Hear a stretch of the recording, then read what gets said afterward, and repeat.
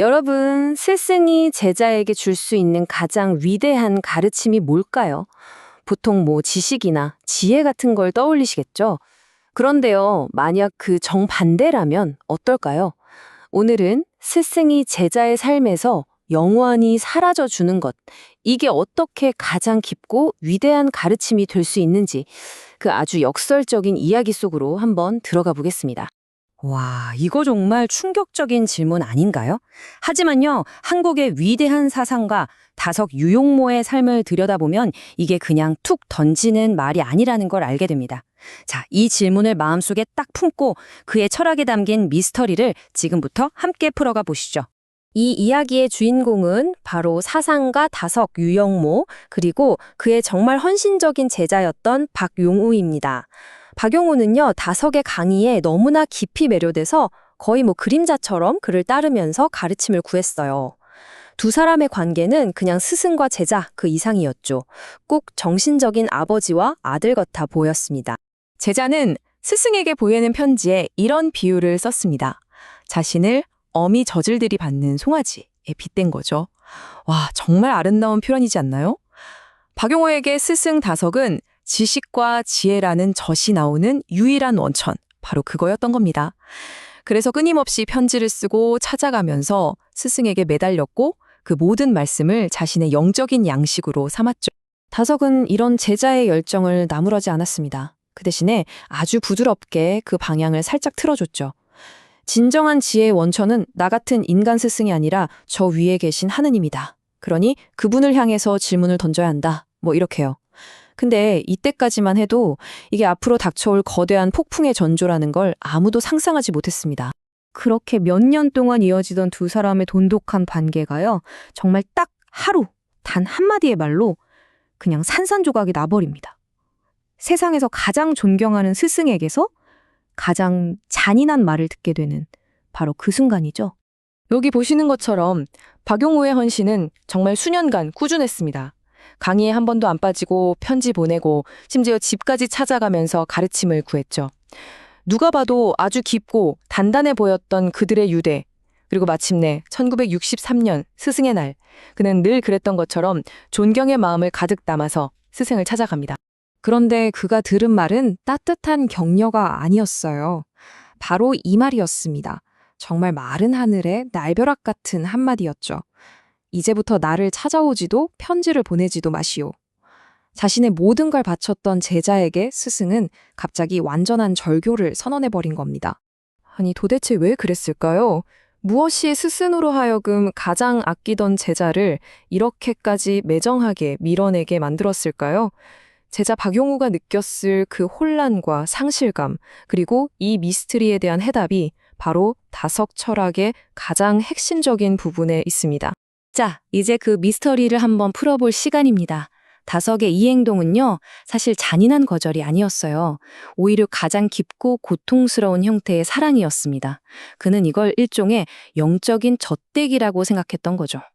바로 단사라는 개념입니다. 글자 그대로 말을 끊는다는 뜻이에요. 이건 스승이 제자를 미워해서가 절대 아니고요. 제자가 더 이상 스승에게 의존하지 않고 자기 힘으로 바로 설 수 있게 하려고 일부러 관계를 끊어내는 아주 의도적인 교육 방법이었던 겁니다. 이 단사의 핵심을 가장 쉽게 이해하는 방법은 어미가 아기의 젖을 떼는 걸 생각하는 거예요. 아기가 계속 젖만 찾으면 제대로 성장할 수 없잖아요.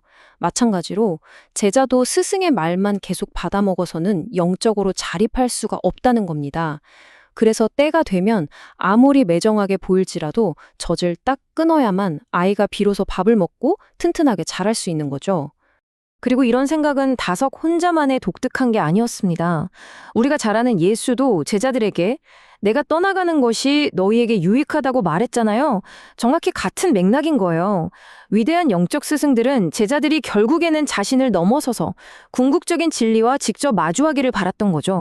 자, 그럼 스승에게 버림받은 제자는 이제 뭘 해야 할까요? 막막하겠죠. 다석은 제자에게 새로운 길, 즉 고독 속에서 걸어가야 할 길을 제시했습니다. 스승의 목소리가 사라진 그 텅 빈 고요함 속에서 제자는 비로소 자기 내면의 소리, 바로 소리 없는 소리를 들어야 한다는 겁니다. 이게 뭐냐면 하느님의 목소리 혹은 진리의 울림 같은 걸 의미해요. 외부의 시끄러운 소음이 완전히 차단될 때만 들을 수 있는 아주 미세하고 깊은 소리죠. 그 과정은 이렇습니다. 첫째, 인간 스승과의 연결을 딱 끊습니다.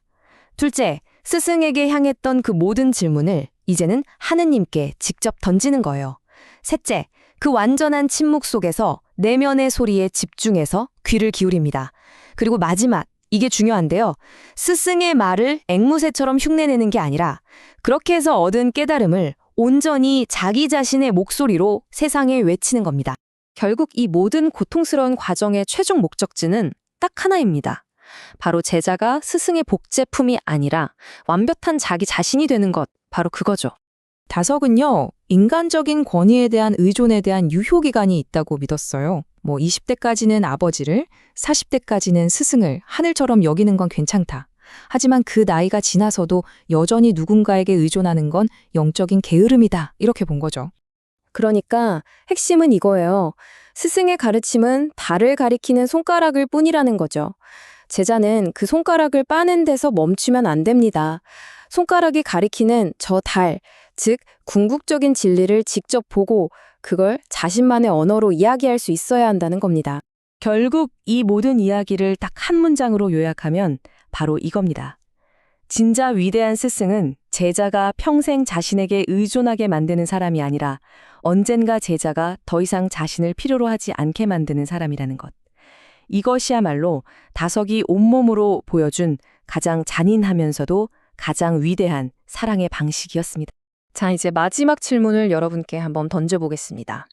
우리 모두의 삶에는 아버지든 스승이든 멘토든 우리가 의지하고 있는 어떤 목소리가 있습니다.